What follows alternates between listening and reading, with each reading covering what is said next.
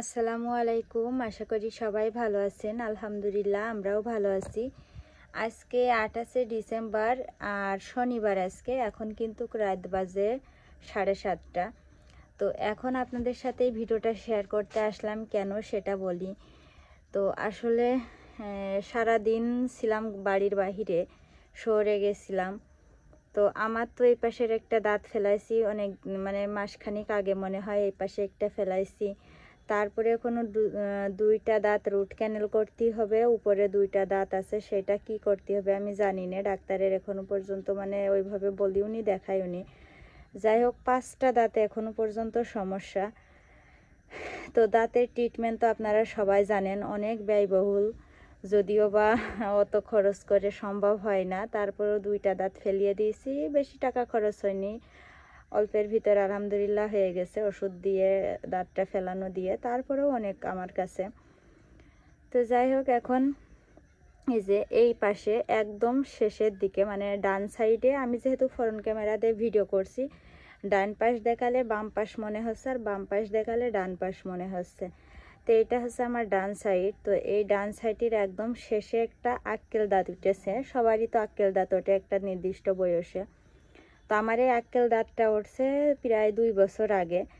তো সেই আক্কেল দাঁতটাই মানে কোনো ব্যথা জ্বালা যন্ত্রণা তেমন একটা কিছুই হয়নি। তো অনেক দিন ধরে দেখছি যে আক্কেল দাঁতের পাশে অনেক বাড়তি একটা মাংস, তো বাড়তি একটা মাংস, সেটা দিন দিন বেড়ে বেড়ে বেড়ে একদম মানে আক্কেল দাঁতটা পুরো ঢেকে গেছে। আক্কেল দাঁতটা মানে দেখাই যাচ্ছে না। এই যে কিছুদিন আগে যখন এক্স-রে করেছি, আক্কেল দাঁতটা উঠিনি, মানে মাংসে একদম ঢেকে গেছে।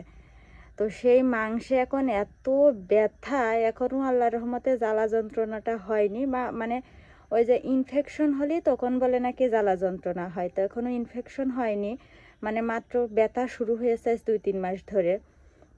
তো এ দাঁতে সমস্যা, ও দাঁতে সমস্যা, মানে কোন দাঁত রেখে আমি কোন দাঁত ট্রিটমেন্ট করব। তারপরে তো মানে টাকার সমস্যা তো আছেই। তো দেখা যাচ্ছে যে দাঁতে বেশি সমস্যা হইলো যে দুইটা, সে দুইটা একদম মানে ফিলিং করা যাবে না, রুট ক্যানেলও করা যাবে না, ফেলিয়ে দেওয়া ছাড়া কোনো উপায় নেই।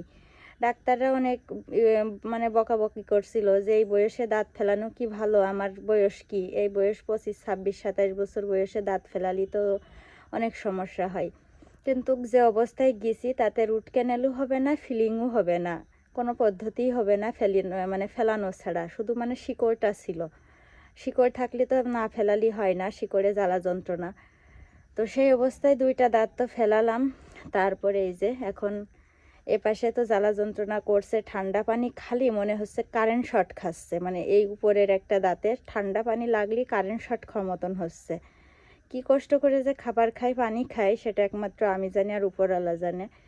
তো এখন এই যে এই আক্কেল দাঁতটা মাংসে ঢেকে গেছে, এত ব্যথা, আর মানে ফুলে উঠছে মাংসটা, দিন দিন ফুলে উঠছে।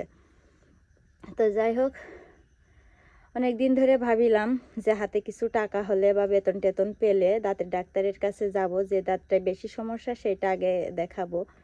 তা আল্লাহর রহমতে আজকে সারাদিন, মনে করেন শহরে সেই সারাদিন বলতে 11টা-12টার দিকে গেছি, বাড়ি থেকে রান্না বাড়া খাওয়া দাওয়া কাজকর্ম সব সেরে দাঁতের ডাক্তারের কাছে গেছি। ওখান থেকে সেই প্রথমে যেয়ে আগে সেই মাংসটা সার্জারি করা লেগেছে, মানে মাংসটা ওখানে অ্যানেস্থেশিয়া দিয়ে অবাস করে নিয়েছে, অবাস করে নিয়ে তারপরে মাংসটা কেটে ফেলিয়ে দিয়েছে।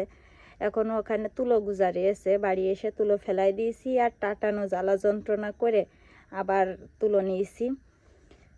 তারপরে 1 সপ্তাহের ওষুধ লিখে দিয়েছে। মানে কি যে খরচ, যা বেতন পাই মনে হয় যে কিছু করব বা কিছু জমাবো, ওই যে আবার একটার পর একটা।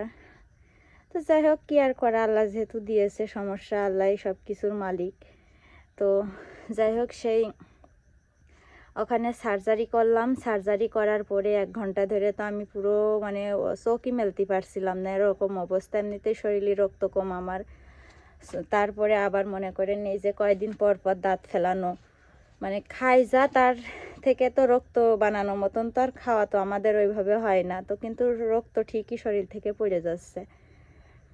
তো যাই হোক, পরে যেয়ে আস্তে আস্তে যখন একটু চোখের ভিতর ঝাপসা কমলো, তারপরে একটু ভালো ঠেকলো, তারপরে গেছি সেই শোকেসের গ্লাসটা অনেক দিন আগে ভেঙে গেল, প্রায় কয়দিন 1-1.5 মাস হবে।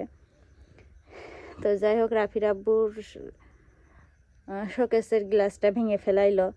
তো সেই শোকেসের গ্লাসটা আমি কিনে নিয়ে আইসি আজকে, বাড়ি থেকে মাপ নিয়ে গেলাম যে আমি কিছু করি বা না করি, এবার হাট বাজার কিছুই করব না, আগে দাঁতের ট্রিটমেন্ট করব, শোকেসের গ্লাস লাগাবো, তারপরে টুকটাক আমার যে জিনিসটা খুবই দরকারি, ঘরের মেঝেতে বিছানো একটা মাদুর কিনেছি, মানে ভাত খাওয়ার সময় কাপড় পেড়ে ভাত খাতি হয়, দেখতেও খুব খারাপ লাগে, আবার ঠান্ডা। তো একটা মোটা করে একটা মাদুর কিনে নিয়ে আসি, আমরা পাটি বলি, তো পাটি বললে আপনারা হয়তো বা চিনতে পারবেন না, যার কারণে মাদুর বললাম। তো যাই হোক, সেই মাদুর কিনে নিয়ে আসি একটা, শোকেসের গ্লাস লাগাই, এখনও লাগানো হয়নি, লাগাবো ইনশাল্লাহ। রাতে রান্না করছি, ওই দেখেন চুলায় তরকারি, রাইস কুকারে ভাত বসাই দিয়েছি। তো যাই হোক, এই জন্য আজকে আমি আসলে এখন এতটা শরীর অসুস্থ, কোনো রকম রান্না বাড়া শেষ করে আর ফোনের দিকে তাকিয়ে থাকবো না। ফোনের দিকে তাকিয়ে থেকে ভিডিও এডিট করতে যে আমার চোখে আরও বেশি সমস্যা আছে, অন্তত আজকে আর তাকাবো না, ফোনটা একদম রেখে দেব। এই যে ভিডিওটা করছি অরিজিনাল ভয়েসে, এটা এখনই আপলোড দিয়ে এখনই ফোনটা মনে করেন ওয়ার্ড্রপের ভিতরে রেখে দেব, আমি আর ফোনের দিকে তাকাবোই না। খুব সমস্যা হচ্ছে চোখে আমার। তারপরে এই যে দেখেন চোখের নিচে যে একটা দাগ হইলো বা ঘা হইলো, অনেক ধরনের মলম ব্যবহার করেছি। সেই মলম ব্যবহার করলে আপনারা অনেক আপুরা কমেন্ট করিলেন যে এই যে আজে বাজে মলমগুলো ব্যবহার করছেন, চোখে সমস্যা হবে, একদম তাই হয়েছে। 3-4টে মলম ব্যবহার করেছি, 3-4টে ডাক্তারে দিয়েছে। এখন এই যে চোখের এই দেখেন এখানে, সেটা তো আলহামদুলিল্লাহ সেরে গেছে, কিন্তু চোখে অনেক সমস্যা হচ্ছে। তো কি আর করা, যাই হোক, যেভাবে আল্লাহ রাখছে এভাবেই চলতে থাকি, যে পর্যন্ত যায় আর কি। তো সবাই ভালো থাকবেন, সুস্থ থাকবেন। গ্যালারিতে অনেক ভিডিও জমা আছে, সেগুলো আস্তে আস্তে ইনশাল্লাহ এডিট করে ভয়েস ওভার দিয়ে তারপরে ছাড়বো।